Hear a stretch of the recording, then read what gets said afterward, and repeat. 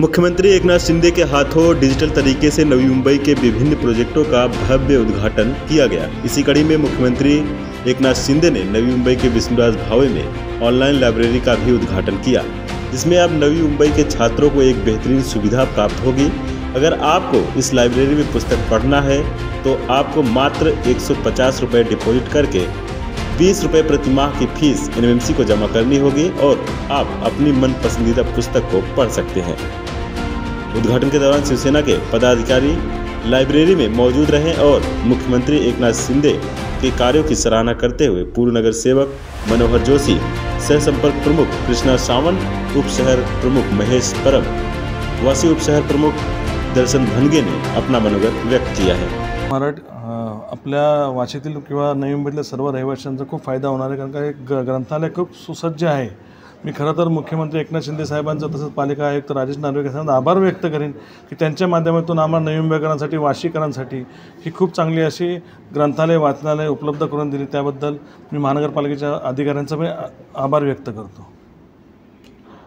ठीक आहे, फायदा तर खूपच होणार आहे। खरं म्हटलं ना, मगाशी म्हणजे मी सांगताना माईकवरती की मुलं म्हणजे आमची मुलं, माझी मुलगी पण आता आज वाचन फार कमी झालं मुलांचं ना, मैदानी गेम खेळलं नाही म्हटलं, खेळत नाही आहेत, वाचन नाही मुलांचं, आणि गुगलवर सगळं अवेलेबल आहे, त्यामुळे नको ते बघतात मुलं साईटच्या माध्यमातून, पोर्टलच्या माध्यमातून। पण एक वाचनातून जी आपल्याला वाचण्याची सवय होते, मग आपल्याला वक्तृत्व असेल, कुठे भाषण द्यायचं असेल, काही बोलायचं कोणाचं असेल, चार चौक आपल्याला चर्चा करायची असेल, तर वाचनातून आपल्याला नवीन नवीन शब्द उपलब्ध होतात, नवीन नवीन आपल्याला माहिती मिळते आणि ती अवेलेबल फक्त पुस्तकाच्या माध्यमातून आणि वाचनातून होते।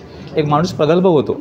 आज मुलं घाबरतात बाहेर बोलताना, स्टेजवर बोलताना डेअरिंग होत नाही बोलायची किंवा काय असतं, तर ते आज सन्माननीय मुख्यमंत्र्यांनी आम्हाला वाचीला एक मोठी भेट दिलेली आहे या ग्रंथालयाच्या माध्यमातून, आणि फार जवळ मोक्याच्या ठिकाणी फक्त 20 रुपये चार्जेस जे मंथली भरायचे आहेत आणि 150 रुपये तुमचे त्याचे डिपॉझिट आहे, म्हणजे 15 वर्ष तुम्हाला पुस्तक वापरायचं आणि परत द्यायचं आहे। हे मुलांना एक, आणि इथे एकदम मोक्याच्या ठिकाणी फार इंटिरियर सुंदर केलेले आहे, त्या वाचनामध्ये तुम्हाला एक आवड निर्माण होणार आहे।